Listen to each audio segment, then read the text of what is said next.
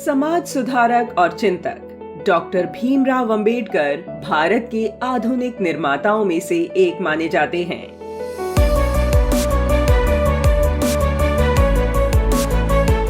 उनके विचार व सिद्धांत भारतीय राजनीति के लिए हमेशा से प्रासंगिक रहे हैं। दरअसल वे एक ऐसी राजनीतिक व्यवस्था के हिमायती थे जिसमें राज्य सभी को समान राजनीतिक अवसर दे तथा धर्म, जाति, रंग और लिंग आदि के आधार पर भेदभाव न किया जाए। उनका यह राजनीतिक दर्शन व्यक्ति और समाज के परस्पर संबंधों पर बल देता है।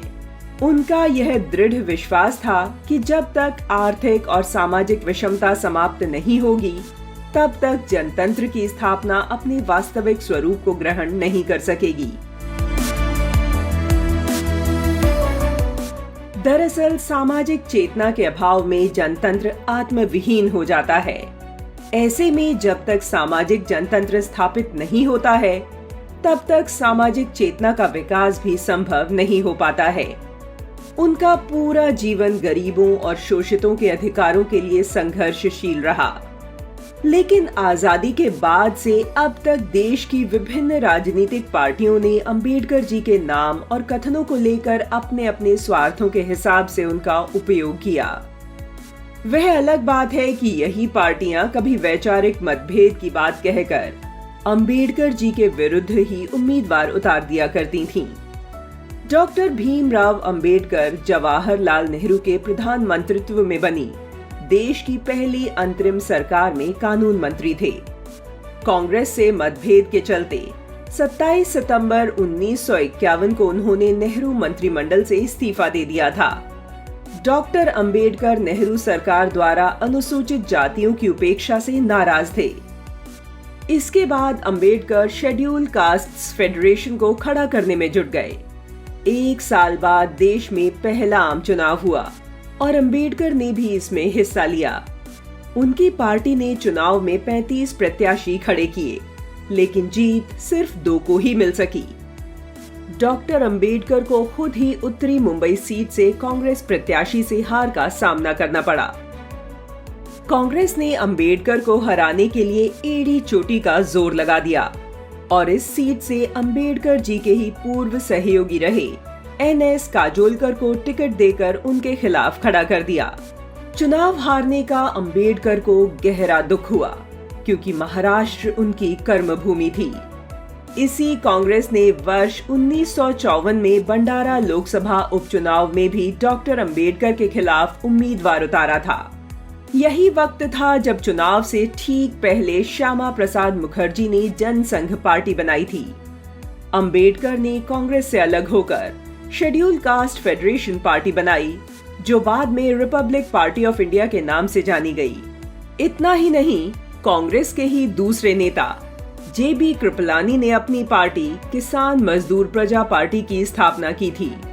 चुनाव में कांग्रेस जीती और जवाहरलाल नेहरू भारत के पहले निर्वाचित प्रधानमंत्री बने। कारण कुछ भी रहा हो, जब बाबा साहब को कांग्रेस ने राज्यसभा जाने से रोका, तब उस समय जनसंघ के संस्थापक डॉक्टर श्यामा प्रसाद मुखर्जी ने पश्चिम बंगाल से जिताकर उन्हें राज्यसभा भेजा। एक सत्य यह भी है कि डॉक्टर अंबेडकर ने अपने लेखन को प्रकाशित करने के लिए पूरे जीवन संघर्ष किया। डॉक्टर अंबेडकर के पास अपनी अंतिम पुस्तक द बुद्धा एंड हिज धम्म प्रकाशित करने के लिए कोई पैसा नहीं था। डॉक्टर अंबेडकर ने 14 सितंबर 1956 को हिंदू धर्म छोड़ने और बौद्ध धर्म अपनाने से ठीक 1 महीने पहले तत्कालीन प्रधानमंत्री जवाहरलाल नेहरू को एक पत्र लिखा था, जिसमें उन्होंने अपनी पुस्तक बुद्ध और उनके धम्म के प्रकाशन के लिए मदद मांगी थी। जवाहरलाल नेहरू ने उनकी पुस्तक छपवाने हेतु आर्थिक कारण बताकर इनकार कर दिया था। अंबेडकर जी के निधन के बाद कांग्रेस सरकार ने जब बाबा साहब का संग्रहालय दिल्ली में बनाने की जगह नहीं दी, तो संघ के तत्कालीन सरसंघ चालक माधव सदाशिवराव गोलवलकर जी अंबेडकर जी से जुड़ा सारा सामान नागपुर ले गए और वहां चिंचौली म्यूजियम में उनका सामान रखा गया।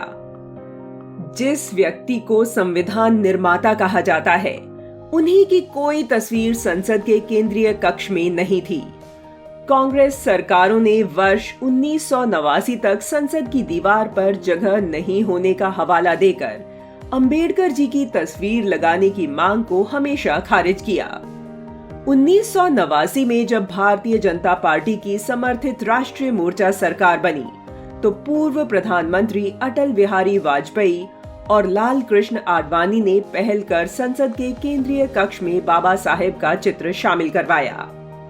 यह विडंबना ही है कि देश के प्रथम प्रधानमंत्री जवाहरलाल नेहरू का निधन 1964 में हुआ। उन्हें भारत रत्न 1955 में ही मिल गया। इंदिरा गांधी का निधन 1984 में हुआ और उन्हें भी भारत रत्न उनकी मृत्यु से पूर्व 1971 में मिल गया।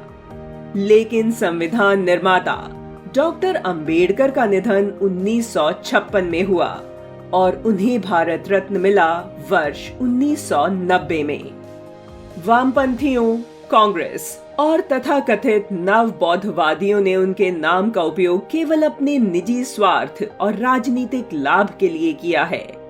देश के अंतिम पायदान पर खड़े, देश के वंचितों के लिए अपना जीवन समर्पित करने वाले डॉक्टर अंबेडकर की विरासत कौन आगे बढ़ा रहा है, यह हम सभी के चिंतन का विषय होना चाहिए।